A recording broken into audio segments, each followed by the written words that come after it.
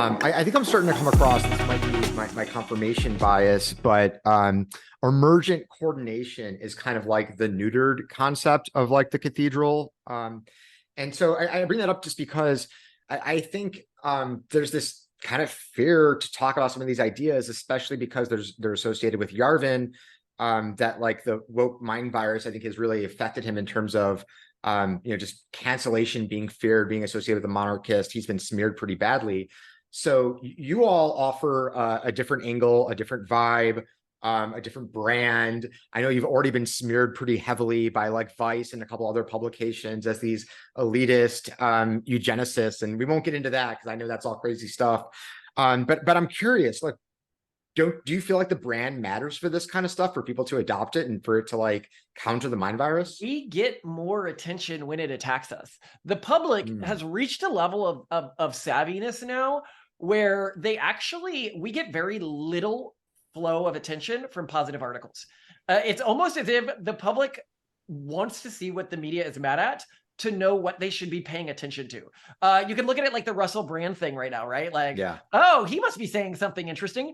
Or Joe Rogan, right? Oh, he must be saying, because as a virus, it survives, right, by preventing its members from engaging with ideology that may cause them to deconvert. That's its immune system at work.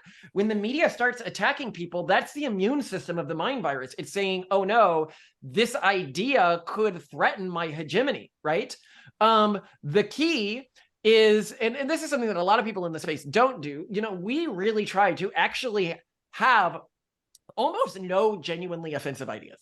Like, we may say things in offensive ways, but they are ways that generally your average person would agree with when people pull at the ideas. So, like the claims of being a eugenicist, right? Like, these are literally held by transparently eugenic individuals. So these individuals will say, we think what you and your wife are doing with your kids is like dirtying the human genome, and we want to use the government to restrict your access to reproductive choice to ensure that you don't dirty the genome, like or pollute the genome with your weird science. It's like, that is exactly eugenics.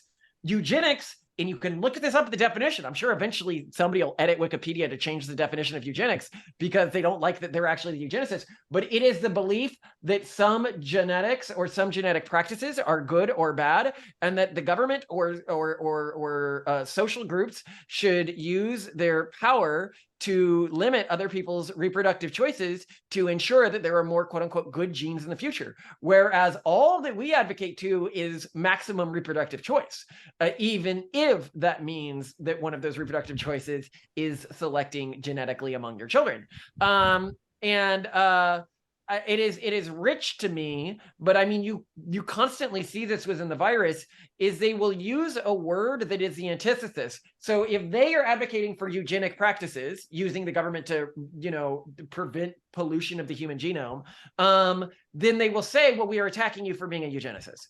It's the same with Antifa. Antifa says it's fighting against fascism when its goals are transparently fascist. Its organizational structure is transparently fascist. If you look at the rise of Hitler to power and you look at the goons who would disrupt political rallies, they dressed like Antifa. They had the same ideology of Antifa. Like, they were just Antifa. Like, they are literally a fascist organization, but they call themselves anti-fascist.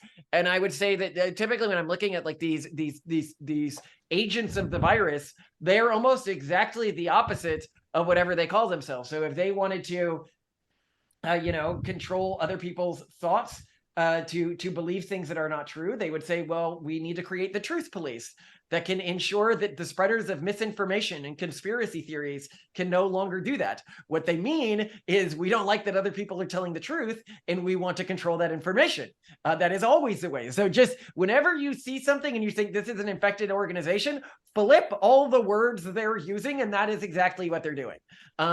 So they say we're fighting eugenics, they're fighting for eugenics. They say we're fighting fascism, they're fighting for fascism. They say we're fighting against conspiracy theories, they are fighting to ensure that people don't break out of conspiracy theories.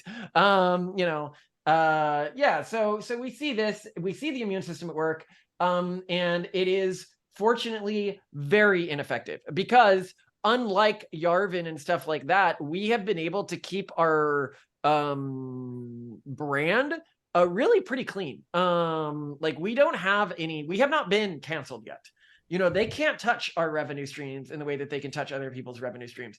They cannot, because we make our revenue streams by helping people, right? So they can't control that. And we didn't enter the ideological space until after we had financial independence, unlike many other people. So there is no chance of audience capture or anything like that with us, and we have proven we're competent. So people are okay with giving us money to operate and build things. That is something that other people in the movement, don't have access to. Yeah, that's great. I'm excited to hear all of that. And I think, a number of things I've said during this conversation are evidence that it's working. It's working on me. Out of all the stuff that I'm into right now, the podcasts I named and all these thinkers, I have been in the last couple of weeks really digging your wife Simone's content. And a big part of it is just like the positivity, the positive, even you guys are digging into controversial stuff and you're joking and laughing about stuff and disagreeing. And there's just such a positive energy to the explorations itself that it's like the journey is as stimulating as the content itself. So I think you guys have a really good thing going. And I'm very excited to have had this conversation before you all blow up and, make it to Rogan and everything. But I do want to be respectful of your time. We've been talking for 2 hours and I'm sure we could easily talk for 2 more.